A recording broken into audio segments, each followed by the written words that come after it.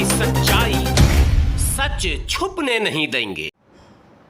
अस्सलाम वालेकुम, आदाब। मैं हूं हाफिज़ ग़ुलाम सरवर और आप देख रहे हैं देश की सच्चाई। पूरे उत्तर प्रदेश में इस वक्त मुहर्रम को लेकर हंगामा मचा हुआ है और हंगामा इसलिए नहीं मचा है कि मुहर्रम के ऊपर सरकार ने पाबंदी लगा दी है, यानी कि मुहर्रम के जुलूस के ऊपर सरकार ने पाबंदी लगा दी है। इस पर कोई हंगामा नहीं है। हाँ, गोदी मीडिया में अगर आप बहस को देखेंगे, जो डिबेट्स होते हैं उसमें बार बार यही बताया जा रहा है कि जब कांवड़ यात्रा को सरकार ने बैन किया तो किसी तरह की कोई आवाज़ नहीं उठी, फिर मुहर्रम के जुलूस पर अगर पाबंदी लगाई गई है तो हंगामा क्यों है। गोदी मीडिया से कोई ये सवाल पूछ नहीं पा रहा है कि आखिर हंगामा जिन बातों को लेकर किया जा रहा है, जितने भी शिया धर्म गुरु हैं वो जो मुद्दे उठा रहे हैं, जिन शब्दों पर आपत्ति कर रहे हैं, उस पर बहस क्यों नहीं की जा रही है। दरअसल मामला उत्तर प्रदेश डीजीपी के उस सर्कुलर का है जिसमें डीजीपी ने कुछ आपत्तिजनक शब्दों का इस्तेमाल किया है। जी हाँ, उस पर एतराज़ लाजमी था और वो शिया धर्मगुरुओं ने ईमानदारी से किया है। शिया सुन्नी विवाद सदियों पुराना है और शायद ये विवाद आगे भी चलता रहेगा, लेकिन क्या कोई पुलिस का बड़ा अफसर या सरकार इन विवादों को इस तरह से हवा देगी, ये किसी ने नहीं सोचा था।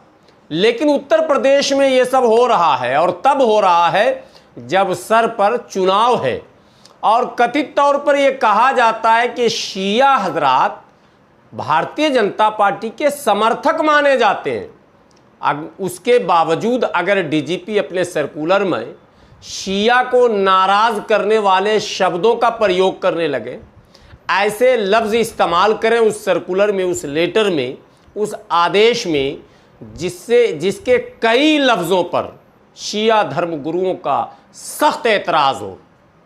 दरअसल उत्तर प्रदेश के डीजीपी ने अपने सर्कुलर में एक शब्द तबर्रा का प्रयोग किया। तबर्रा अरबी शब्द है, अरबी लफ्ज़ है और तबर्रा के कई मायने हैं, बल्कि मुबर्रा हो जाना, अपने आप को अलग हो जाना। और ये जो इस जगह इस्तेमाल किया गया है, इसका मतलब है किसी एक को ख़ास करके एक अलग किस्म से दिखा देना। कहा गया सर्कुलर में कि शिया हजरात तबर्रा का इस्तेमाल करते हैं, जानवरों पर तबर्रा लिखते हैं, आवारा लफ्ज़, आवारा पशुओं पर तबर्रा लिखते हैं और पतंगों पर तबर्रा लिखते हैं, जिससे सुन्नी हजरात भड़क जाते हैं, इसलिए जुलूस पर पाबंदी लगाई। अरे वाह साहब, अगर कोरोना का हवाला देकर आप पाबंदी लगाते तब तो बात समझ में आती थी।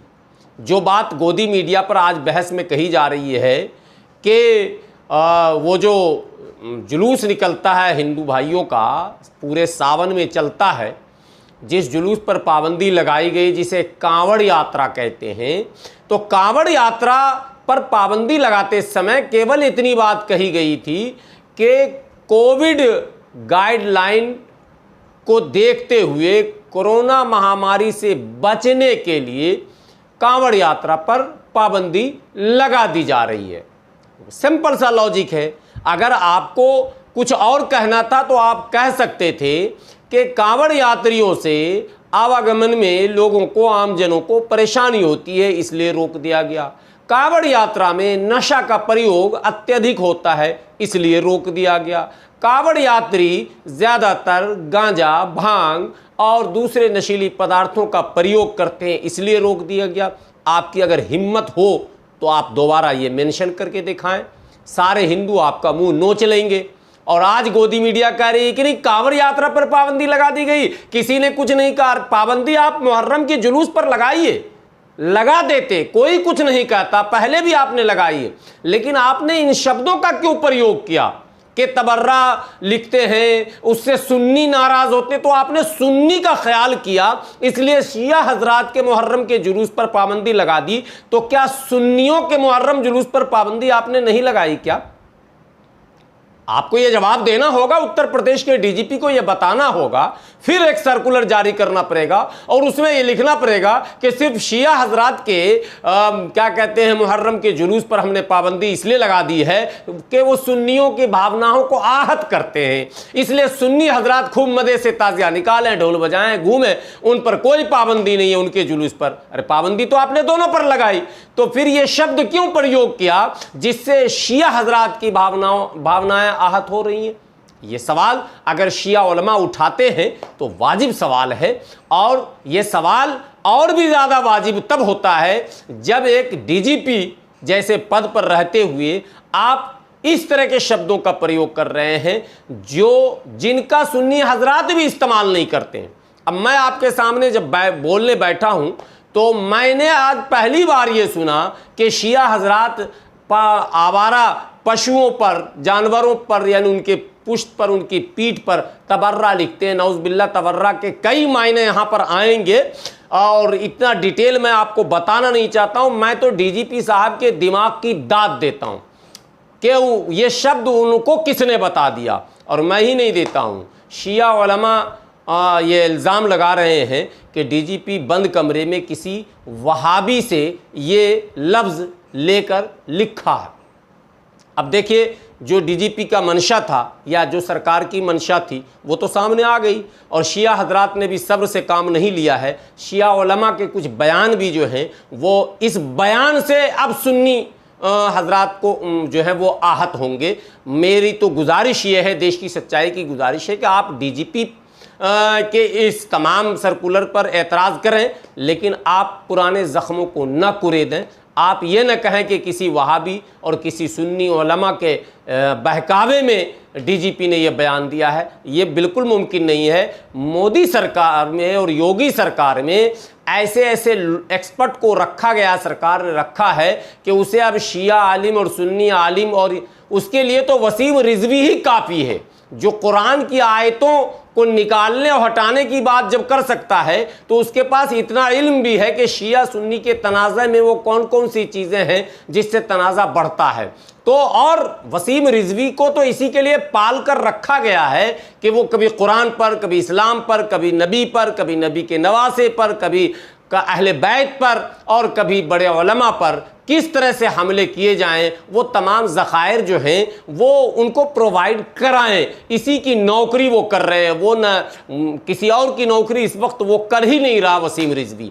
तो वसीम रिजवी के रहते हुए किसी उलमा की इस वक्त सरकार को ज़रूरत नहीं है।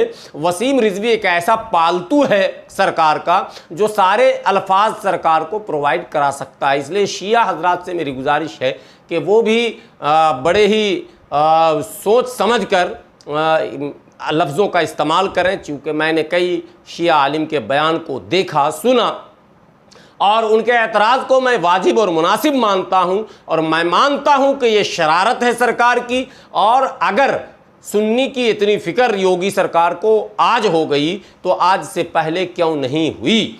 आज से पहले जब 5वां साल है इस सरकार का, तो 4 साल पहले भी मुहर्रम मनाए गए थे।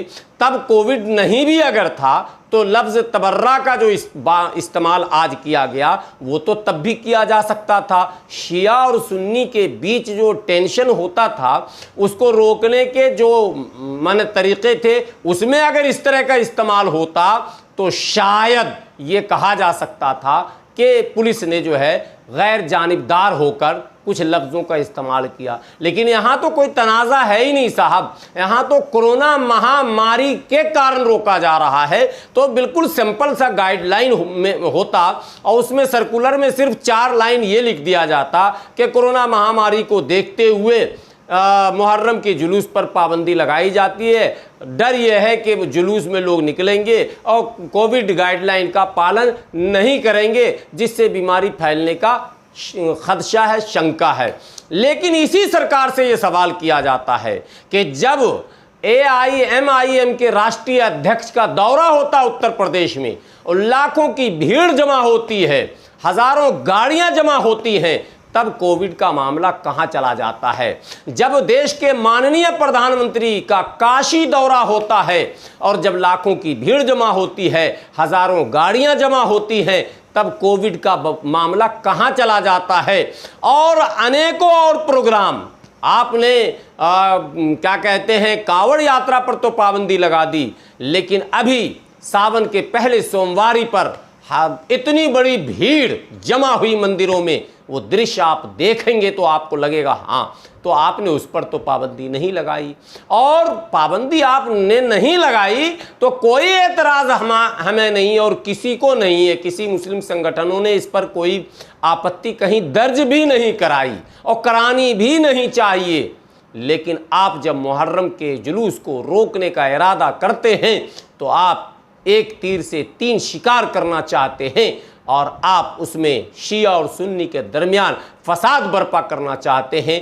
ये सरासर गलत है, गैर उसूली है और ये पूरी तरह से असंवैधानिक सर्कुलर है। इस सर्कुलर को डीजीपी उत्तर प्रदेश वापस लें और उसमें सुधार करें और आइंदा भी इस बात का ख्याल सरकार रखे कि सरकार के किसी भी गाइडलाइन में, सरकार के किसी भी सर्कुलर में, सरकार के किसी भी आदेश में धर्म और पंथ का जिक्र सीधा सीधा ना हो, बल्कि कोविड नियमों की बात हो या दूसरी और लॉ एंड ऑर्डर की बात आप कर सकते हैं, आप विधि और व्यवस्था की बात कर सकते हैं, आप सिंपल से शब्दों का प्रयोग कर सकते थे, लेकिन जानबूझकर आपने प्लान करके इन शब्दों का प्रयोग किया है जिसकी भर्त्सना शिया उलमा कर रहे हैं। और मैं समझता हूँ सुन्नी उलमा भी इसका विरोध कर रहे हैं और करना भी चाहिए।